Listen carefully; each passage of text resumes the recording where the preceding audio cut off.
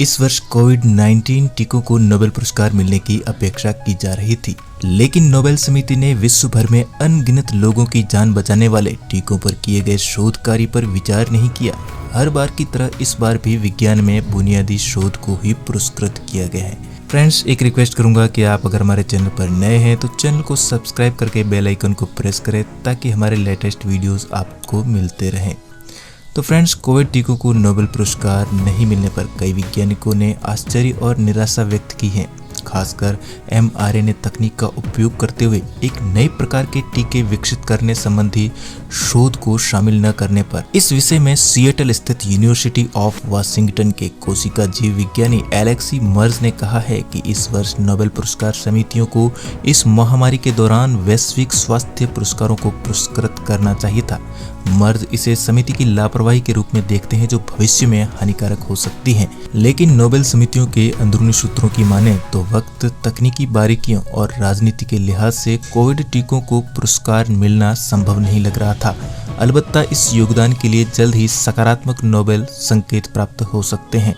मसलन स्टॉकहोम स्थित royal Swedish academy of sciences के महासचिव ग्योरान हैंसो mRNA आधारित टीकों के विकास को एक अद्भुत सफलता के रूप में देखते हैं, जिसके मानव जाति पर बहुत सकारात्मक परिणाम हुए हैं और इसके लिए वे वैज्ञानिकों के बहुत आभारी भी हैं। वे भविष्य में इस खोज के लिए नामांकन की उम्मीद रखते हैं। समस्या वक्त की है। इस वर्ष के नोबेल पुरस्कारों के लिए नामांकन 1 फरवरी तक जमा करने थे, लेकिन mRNA टीके इसके 2 महीने से अधिक समय बाद उपयोग में लाए गए। कुछ अन्य टीकों ने नैदानिक परीक्षणों में अपनी प्रभाविता भी साबित की, लेकिन तब तक महामारी पर इनका प्रभाव पूरी तरह स्पष्ट नहीं था। नोबेल पुरस्कारों का इतिहास भी mRNA आधारित टीकों के पक्ष में नहीं रहा।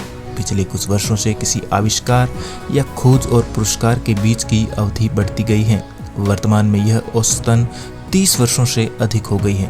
प्रायोगिक mRNA टीकों का सबसे पहला परीक्षण 1990 के दशक में हुआ था, जबकि 2000 के दशक तक टीकों पर खास प्रगति नहीं हुई थी और इस वर्ष 2020-21 तक इस प्रौद्योगिकी के प्रभाव ठीक तरह से स्पष्ट नहीं हुए थे।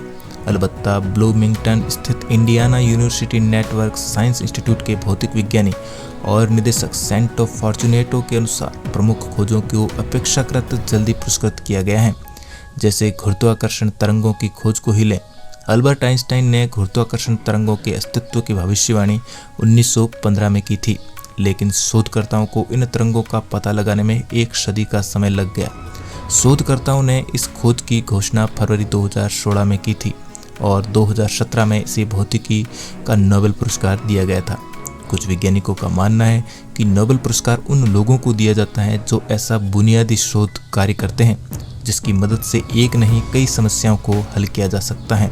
शायद भविष्य में जब mRNA टीका तकनीक अन्य संक्रमणों के विरुद्ध प्रभावी साबित हो और नोबेल समिति पुरस्कार देने पर विचार करे।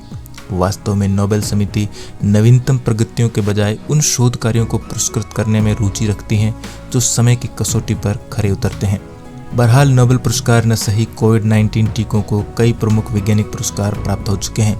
हाल ही में 30 लाख अमेरिकी डॉलर के ब्रेक थ्रू पुरस्कार से 2 वैज्ञानिकों को सम्मानित किया गया, जिन्होंने mRNA अणु में ऐसे संशोधन किए जो प्रतिरक्षा प्रक्रियाओं को mRNA के विरुद्ध शांत करने में सक्षम थे। यह तकनीकी टीकों के लिए काफी महत्वपूर्ण रही है। इन्हीं दोनों शोधकर्ताओं ने लास्कर पुरस्कार भी जीता। इन पुरस्कार को कुछ लोग भविष्य के नोबेल पुरस्कार के तौर पर देखते हैं। फिर भी नोबेल पुरस्कार के लिए नामांकित होने से पहले अभी कोविड-19 टीकों के लिए कई अन्य पुरस्कार प्रतीक्षा कर रहे हैं।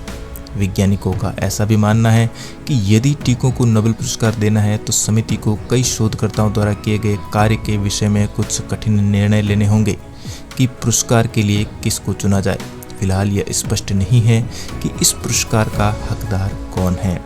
तो मिलते हैं इसी प्रकार के अगले वीडियो में। धन्यवाद।